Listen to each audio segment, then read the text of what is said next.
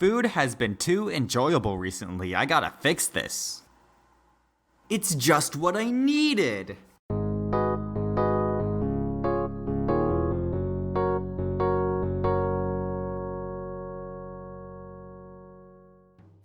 Foodfight, or as I call it, Fight Food, because that's what I want to do now. This movie is what most people would consider to be really bad, and pretty much all the reviews I've seen of this movie have been negative. Even on the back of the DVD case, there's a tagline that says, "When good food goes bad." Guys, I think they're being self-aware. In my opinion, this movie has a title card that says Foodfight, and a supermarket called Marketropolis Market. I mean, they could have just set this movie in Cincinnati if they wanted to. Just closing up.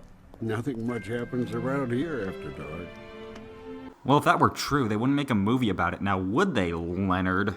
So what actually happens around here after dark is that the supermarket turns into a city, where the residents are the mascots of various products.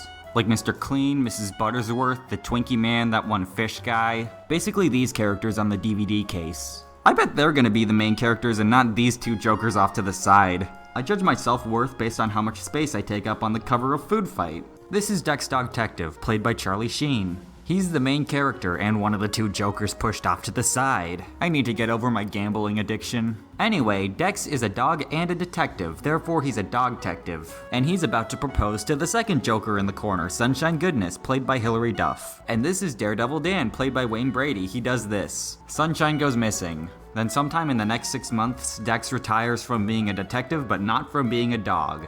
Would that just make him Dex Dog? He's also a club runner now. He runs a club called the Copa Banana, which might be a reference to Copacabana. There is a parody of it playing in the original trailer. His name was Dexter, a great detective. Dex is canonically a Barry Manilow fan. This is Mr. Clipboard, played by Christopher Lloyd. His last name is Clipboard. He's selling a product called Brand X, and he promotes it like a phone game. It's practically addictive.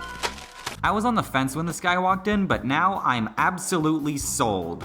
He then shows the most genius marketing strategy I've ever seen, stepping on a bag of chips. You can stop now, I already said I'm sold. After the store closes and the mascots come back to life, Brand X takes the form of Lady X, played by Eva Longoria, and also Nazis? I take it back, I'm not sold anymore. But yeah, Brand X wants to wipe out all the other products in a really strange World War II allegory. Remember that one part in World War II when Charlie Sheen and Wayne Brady got stuck in a washing machine? And people say I should study history more. Then they're in the real world, I think. I don't know anything anymore. I just had it on in the background while I was playing Minecraft. Look at all these shoppers, it's almost like they're addicted to Brand X. I hope they don't show a close-up of one of them. That would be absolutely... This movie's like life. There's always crazy things happening and you just have to deal with it. And there's a scene where Mr. Clean, the California Raisins, and I guess everybody else dance to the French national anthem to defeat the Gestapo. So yeah, just like my life, this happens to me every Thursday. Then there's a big battle scene that goes on for 30 minutes. The good guys win. Along the way, Dex finds Sunshine and Mr. Clipboard was a robot the entire time, but who cares, I'm finally done. Now I can talk about the backstory. Threshold Entertainment was founded in 1993 by Larry Kasanoff. Threshold would eventually release Lego: The Adventures of Clutch Powers, which might not be relevant, but I used to watch it as a kid, and I think I might talk about it in more detail in the future. In 1999, Larry got the idea to make Toy Story but with grocery stores instead of toys. The movie was set to come out in 2003 until all the files were stolen the year prior.